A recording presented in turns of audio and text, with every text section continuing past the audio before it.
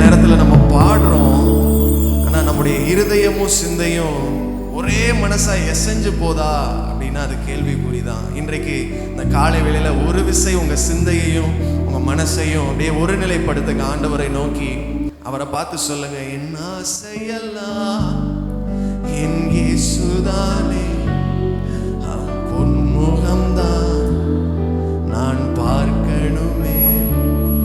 என் ஆசையெல்லாம் இயேசுதானே, உம் பொன்முகம்தான் நான் கரம் உயர்த்தி அல்லேலூயா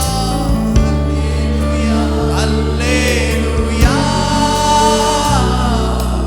அல்லேலூயா. கொஞ்சம் முழு பலத்தோடு பாடுங்களேன்.